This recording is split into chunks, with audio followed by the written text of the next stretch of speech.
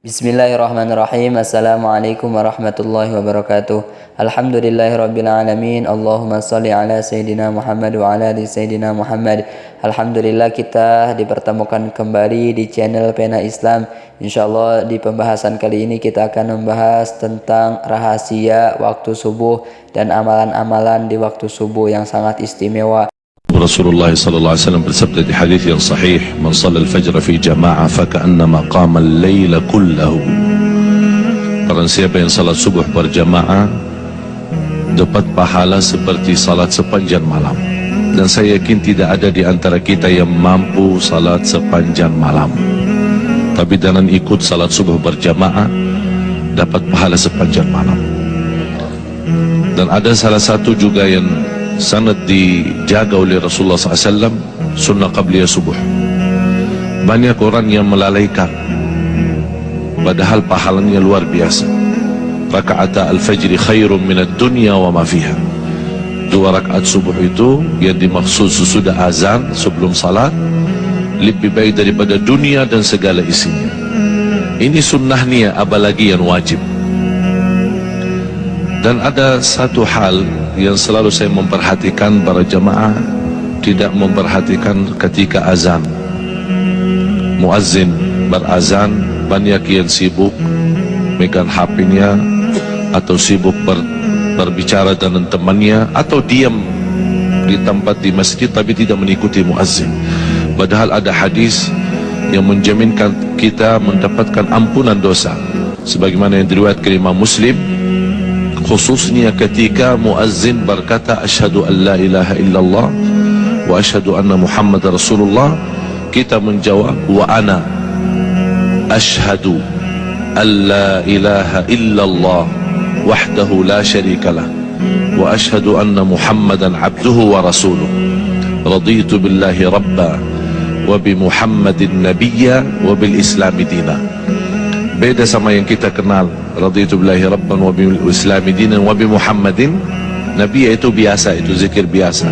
Tapi yang kalau dalam azan ketika muazzin selesai kalimat syahadat sebelum masuk hayya 'alas salat, ini hadis diriwayatkan Imam Muslim, sebelum masuk kepada hayya 'alas salat kita langsung berkata, artinya wa aku bersaksikan, wa ana asyhadu an la ilaha illallah wahdahu la syarikalah wa asyhadu anna Muhammadan abduhu wa rasuluh raditu billahi rabba wa bi Muhammadin nabiyya wa bil islami dina.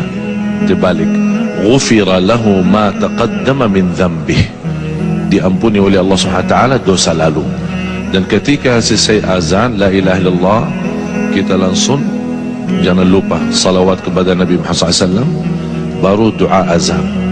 Banyak orang yang suka doa azan tanpa salawat, padahal Rasulullah SAW bersabda, man qala hina yasma'ul adhan thumma salla alayya, di riwayat Imam Bukhari, bersalawat kepadaku.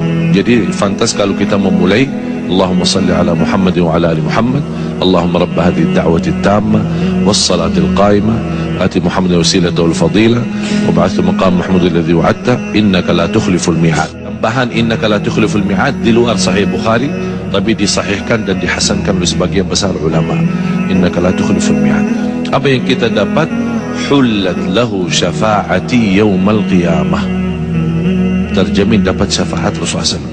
Jadi sia-sia itu yang kenapa saya bilang namakan rahasia subuh, karena memang tersembunyi dari banyak orang, padahal pahalanya sangat luar biasa. Rahasia Allah berikan nikmat yang luar biasa.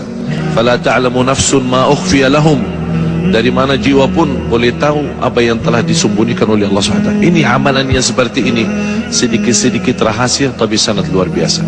Termasuk selepas salat, doa khususnya di salat subuh.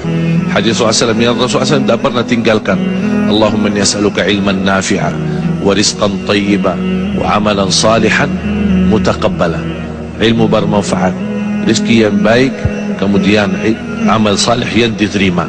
Jadi bukan hanya amal salih tapi sia-sia, amal salih tapi ditolak, tapi amal salih mohon sekaligus diterima di sisi Allah Subhanahu wa taala.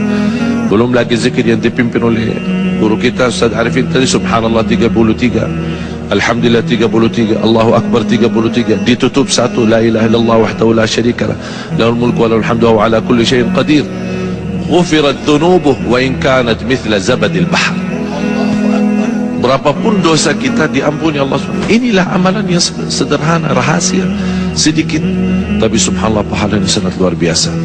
Yang terakhir, salah satu rahasia yang saya harap semua jamaah menjaga, karena sangat luar biasa amalannya dan sangat dahsyatnya apa yang kita akan dapat balasannya, adalah yang saya boleh namakan sedekah subuh. Sedekah subuh. Kenapa saya bilang sedekah subuh?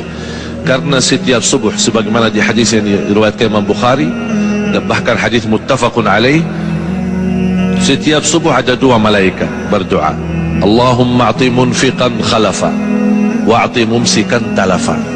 Setiap subuh malaikat berdoa, ya Allah berikan pengganti dan barakah bagi orang yang berinfak.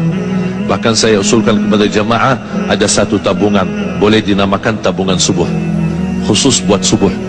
Wallahi, demi Allah jamaah sekalian, tidak ada yang menjaga amalan ini secara rutin. Berapapun dia isi tidak masalah, tapi rutin. Istri bunia, bapa bunia, anak bunia, cucu bunia, supir kita bunia, pembantu kita sudah bunia, masing-masing bunia satu. Biasakan mereka mengisi tabungannya di setiap lepas subuh, karena di situ dapat doa malaikat. Bukan hanya doa malaikat, bahkan ada lagi doa Nabi Muhammad SAW, burika li ummati fi bukuriha. Di riwayat lain, Allah membarik li ummati fi bukuriha, berkahi. Saya kenal satu orang punya hutan, Allah Maha tahu bagaimana besarnya hutannya. Saya berikan itu amalan, tolong jaga. Subhanallah, Allah berikan banyak kemudahan sampai dia bisa tuntas dan lunas hutannya. Luar biasa amalan sedekah subuh, menjadi salah satu amalan yang rutin, walaupun sedikit-sedikit tapi istiqamah. Karena Allah paling cinta amalan hamba sedikit-sedikit tapi istiqamah. Sedekah itu di situ akan disertai doa malaikat, Allahumma a'ti munfiqan khalaf. Itu yang harus kita selalu hadirkan, bukan hanya menjadi sebuah kebiasaan, tapi menghayati luar biasa. Di situlah akan terasa perubahan. Tidak sampai 1 minggu 2 minggu Anda akan banyak merasa banyak perubahan luar biasa, dari segi rizki, dari segi ketenangan, dari segi fikiran, bahkan dari segi ibadah. Begitu luar biasa sahabat Rasulullah SAW. Seperti Abu Bakar radhiyallahu anhu, bagaimana Rasulullah SAW bertanya, siapa yang bersedekah subuh ini? Abu Bakar jawab, saya. Siapa yang silaturahim orang sakit? Jawab Abu Bakar, saya. Siapa yang... Selalu Abu Bakar radhiyallahu anhu selalu duluan, sampai kata Umar Khattab radhiyallahu anhu, saya tidak sanggup lagi untuk melawan berbuat kebaikan, berlumba-lumba dengan Abu Bakar Siddiq radhiyallahu anhu.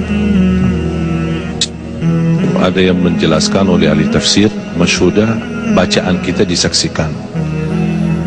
Di riwayat tafsiran, malaikat menyaksikan. Saya dapatkan satu hadis yang sahih. Kalau biasa, kalau hari kerja ada namanya shift gantian ya, ada orang berapa jam terus shift malam, shift ada. Malaikat juga ternyata juga punya kerja shift. Jadi kapan mereka, malaikat yang bertugas malam sama malaikat yang bertugas pagi, bertemu di salat subuh. Jadi tukar, udah selesai tugas malam, salat subuh, jadi malaikat salat subuh itu hadir. Paling ramai salat subuh, malaikat malam sama malaikat pagi. Malaikat pagi yang baru turun ikut salat subuh, malaikat malam selesai salat subuh baru naik bawa laporan malam, terus menerima kerjaan baru oleh malaikat pagi. Oleh karena itu, inna Quran al-Fajri kana mashhuda, malaikat pun hadir. Oleh karena itu kita merasa rauhaniyah kita, batin kita lebih nikmat ketika salat subuh. Dan saya ingin lain kali kalau imam salat subuh, tolong lebih panjang lagi biar kita bisa nikmat.